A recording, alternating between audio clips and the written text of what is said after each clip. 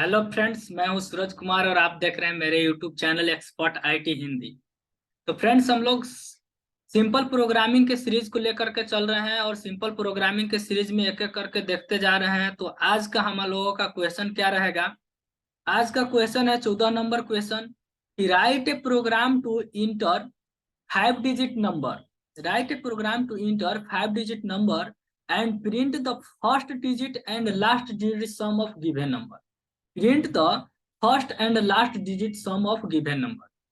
मेरा प्रोग्राम का कहने का मतलब है कि एक प्रोग्राम को बनाएं जिसमें क्या करना है, 5 डिजिट वाले नंबर को एंट्री कराना है और उसमें से फर्स्ट एंड लास्ट डिजिट वाले को क्या करना है, अलग करना है और उसको सम करना है और सम करने के बाद उस रिजल्ट को प्रिंट कराना है।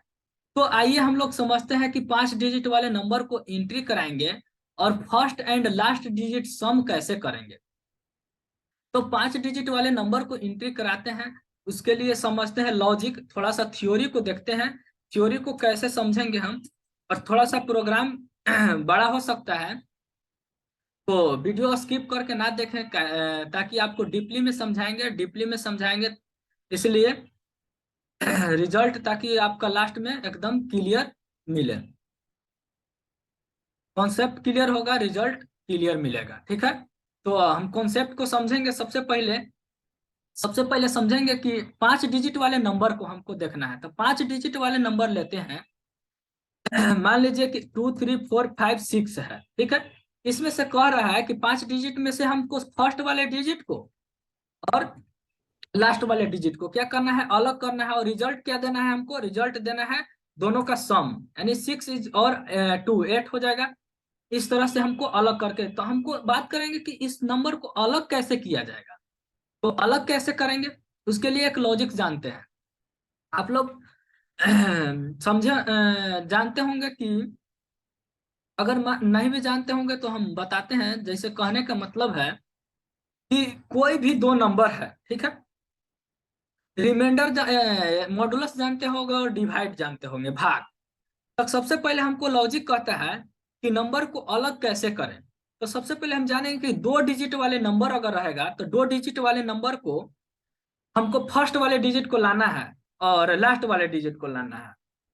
ठीक है, तो अगर मान लीजिए कि फर्स्ट वाले डिजिट, 2 अंक वाले डिजिट वाले नंबर है, उसको हम अगर 10 से डिवाइड करवाते हैं, तो एक चीज हम यहाँ पे ध्यान रखेंगे कि किसी भी नंबर में अगर 2 अंक वाले नंबर है उसको 10 से अगर डिवाइड करवाते हैं तो हमारा फर्स्ट वाले डिजिट प्राप्त होता है, यानी क्वोशिएंट प्राप्त होता है, यानी भागफल प्राप्त होता है। अगर हम क्या करते हैं, डिवाइड करवाते हैं, तो क्या प्राप्त होगा, भागफल प्राप्त होगा। अगर मान लीजिए यहाँ पे हमारा क्या प्राप्त होगा, 2 प्राप्त होगा।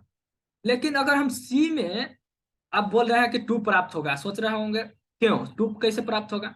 तो देखिए, सी प्रोग्रामिंग अगर हम बनाते हैं तो उसमें हम डेटा टाइप जानते हैं। डेटा टाइप क्या होता है, डेटा टाइप में हम लोग पढ़े होंगे डेटा टाइप का नाम।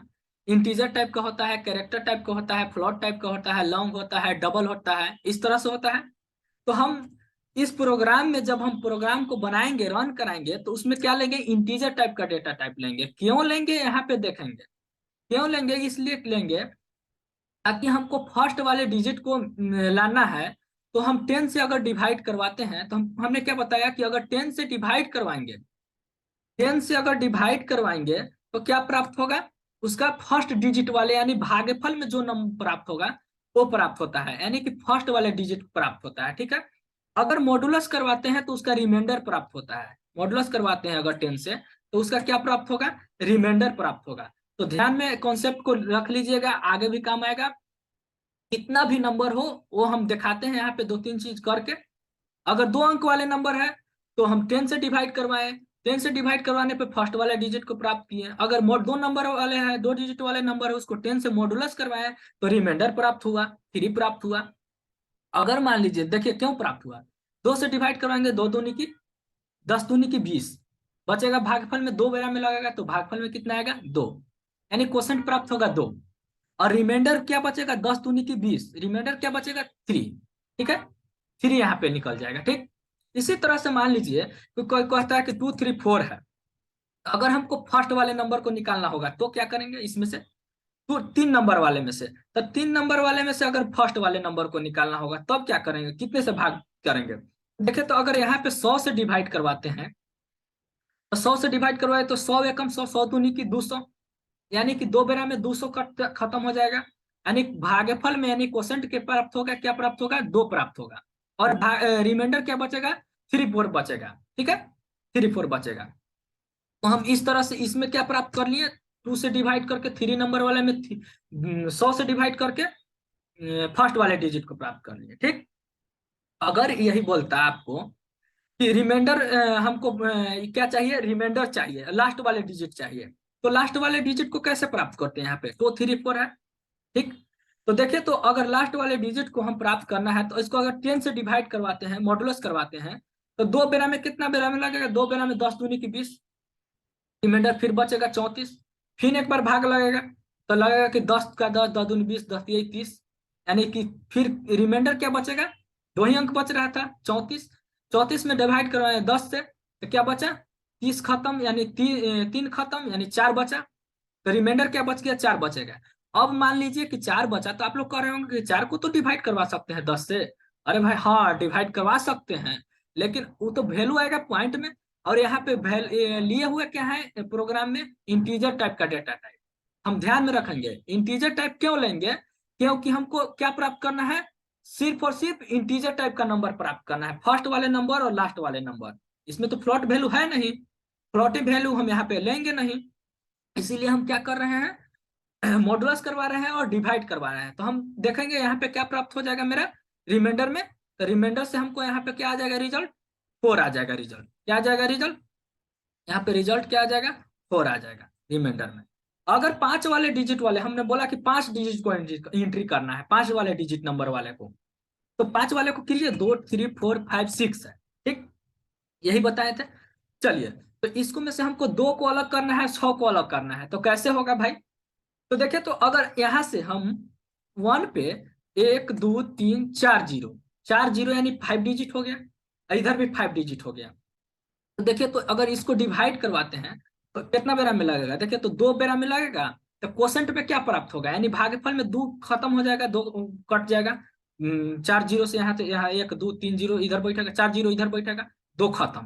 ठीक, रिमाइंडर में क्या बचेगा, 3 4 5 6 बचेगा। अब देखिए तो भाग लगाएंगे, भाग तो लगेगा लेकिन पॉइंट वैल्यू आएगा, तो उसका कोई मतलब ही नहीं रह जाएगा, क्योंकि हमको नंबर क्या प्राप्त करना था, यहाँ इंटीजर लिए हुए हैं तो इंटीजर प्राप्त करना था। ठीक है, तो इंट में हमको 2 नंबर प्राप्त हो जाएगा, यानी फर्स्ट वाले डिजिट को हम यहाँ पे अलग कर लिए, तो यहाँ पे हमारा 2 तो अलग हो गया। लेकिन अगर हमको कह दिया कि 2 3 4 5 6 था, तो इसको हम देखें तो मॉडुलस करवाते हैं अगर 10 से, तो लास्ट वाले डिजिट प्राप्त होगा। देखिए कैसे होगा, क्योंकि 2 बेरा में लगेगा तो 10 दूनी की 20, 2 खत्म। फिर 3 को डिवाइड बचेगा कितना, 3 4 5 6, नहीं ना बचेगा जी। उसके बाद क्या होगा, 3 बेरा में 30 खत्म हो जाएगा। तो फिर इतना खत्म हो जाने के बाद क्या बचेगा, 4 5 6 बचेगा। ठीक है, 4 5 6, तो 4 5 6 बचेगा। तो 4 5 6 में हम फिर 10 चौके क्या करेंगे, 10 चौके 40 करेंगे। तो 10 चौके 40 करने पे क्या होगा, 10 चौके 40 करने पे क्या होगा, 10 चौके 40 करने पे होगा 4 खत्म। फिर उसके बाद क्या करेंगे, 4 खत्म होने के बाद 2 अंक बचेगा, 2 डिजिट बचेगा। तो 2 डिजिट में से हम 10 × 50 करेंगे, तो 5 बेरा में 5 खत्म। ठीक, तो हमारा रिमाइंडर तो कितना प्राप्त होगा, रिमाइंडर में 6 बच जाएगा। और क्वोशंट वैल्यू क्या आएगा, 2 3 4 5 क्वोशंट वैल्यू आएगा। तो हमको लास्ट वाले डिजिट को अलग करना था, तो लास्ट वाले डिजिट में हमको 6 प्राप्त हो जाएगा। और फिर क्या करेंगे हम उसके लिए लॉजिक, अब देखते हैं कहाँ पे, प्रोग्रामिंग में। तो अब आते हैं टर्बो C++ पे, अब प्रोग्राम को समझते हैं। लेकिन उससे पहले एक बात और है, उसका उससे पहले बात एक और क्या है कि देखिए थ्योरी पार्ट को समझेंगे तभी हमारा प्रोग्रामिंग को समझना आसान होगा। तो थ्योरी समझ लेते हैं। तो थोड़ा सा ध्यान देते हैं कि डेटा टाइप हमने नाम लिया कि इंटीजर होता है, फ्लोट होता है, कैरेक्टर होता है। हमने डेटा टाइप क्या लिया है, इंटीजर। तो भाई हम यहाँ पे साइज को देखेंगे कि इसका रेंज क्या होता है, रेंज वैल्यू क्या होता है। ठीक है, तो मान लीजिए तो हम तो ये तो चीज जानते हैं कि इंट होता है जो 1 बाइट लेता है, 1 बाइट लेता है। ठीक, 1 बाइट यानी उसको कहने का मतलब है कि उसको बीट में लिखेंगे, तो बीट में लिखेंगे तो क्या होगा, 8 बिट होगा, 8 बिट लेगा, 8 बिट मेमोरी होता है। लेकिन अगर हम उसको फाइंड करना है हमको रेंज, तो रेंज फाइंड करने के लिए छोटा सा ट्रिक बताते हैं, उस तरह से हम रेंज को फाइंड करते हैं, ठीक है। तो देखिए, बाइट कहने का मतलब होता है 0 और 1। क्या होता है? 0 और 1, यानी दो वैल्यू होता है, 0 और क्या होता है? 1। तो देखिए, 0 और 1 कहने का मतलब दो अंक हो गया, दो अंक। और कितना बिट है? 8 बिट है। तो जानते हो क्या होता है? 2 के पावर क्या हो जाता है? 8 हो जाता है, ठीक। 2 के पावर 8 हो जाता है भाई। और 2 के पावर 8 इज इक्वल टू, आपको मालूम होगा कि 200 क्या हो जाएगा? 56 हो जाएगा, ठीक। 256। अब 256 को हम क्या करते हैं? दो से क्या कर देते हैं? वो जो दो लोग रहा है ना, ये दो से डिवाइड करवा देते हैं, ठीक। 200 डिवाइड करवाएंगे तो आपका रिजल्ट क्या आएगा? 128 आएगा। लेकिन यहाँ पे अब इसका रेंज देखते हैं, तो रेंज जो इसका होगा, RNG रेंज, एक पहले बात सुनते हैं। देखिए, इंटीजर लिए हैं, इंटीजर टाइप का डेटा टाइप होगा। सॉरी सॉरी, यहाँ पे कैरेक्टर, सबसे पहले कैरेक्टर को समझ रहे थे। सॉरी, यहाँ पे सॉरी। देखिए यहाँ पे जो है, आप लोग देखेंगे, यहाँ पे जो है इंट हम यहाँ पे ले लिए गलती से। यहाँ पे क्या होगा? कैरेक्टर होता है। सॉरी, यहाँ पे क्या होता है? कैरेक्टर होता है। यहाँ पे कैरेक्टर होता है। क्या होता है? कैरेक्टर होता है, ठीक है। यहाँ पे देखते हैं, यहाँ पे कैरेक्टर होता है। क्या होता है जी? कैरेक्टर होता है। यहाँ पे क्या होता है? कैरेक्टर होता है, CHAR, कैरेक्टर। क्या होता है? यहाँ पे ले लेंगे CHAR। कैरेक्टर का क्या साइज होता है? 1 बिट होता है। सॉरी, क्या होता है? 1 बिट होता है, ठीक। और बाइट में क्या होता है? 8 बिट होता है। लेकिन हम लोग यहाँ पे इंटीजर लिख दिए थे। देखिए, अब इंटीजर को देखता है, इंटीजर का रेंज। पहले सबसे पहले कैरेक्टर का रेंज देख लेते हैं। तो कैरेक्टर का रेंज क्या बताएं? निकालने के लिए एक 256 डिवाइड किए, 128 आया, ठीक। तो इसका रेंज जो होगा, रेंज जो होगा क्या होगा? माइनस, देखिए, साइंड और असाइंड समझे। साइंड और असाइंड कहने का मतलब क्या होता है? अगर डेटा टाइप के नाम के आगे साइंड लगा हो या नहीं लगा हो, वो फिर भी समझता है साइंड है, साइंड डेटा टाइप है।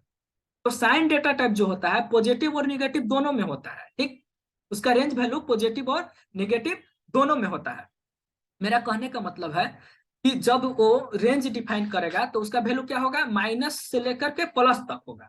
तो उसका साइज जो हो जाएगा इसका, कितना हो जाएगा? एक्स माइनस जो हो जाएगा, -128 टू हो जाएगा, -128 टू 127। तब बोलिए क्या कि अरे -128 टू 127 क्यों लिखे? क्योंकि दोनों को अगर प्रूफ करना है तो सबसे पहले देखिए, 127 और 128 को जोड़िएगा तो 255 होगा। लेकिन उसके बीच में एक जीरो भी तो आता है। इसके बीच में जीरो आएगा तब -1, -2, -3, इसी तरह से -128 तक जाएगा। लेकिन बीच में एक जीरो का वैल्यू को यहाँ पे नहीं जोड़िएगा तो गलत हो जाएगा।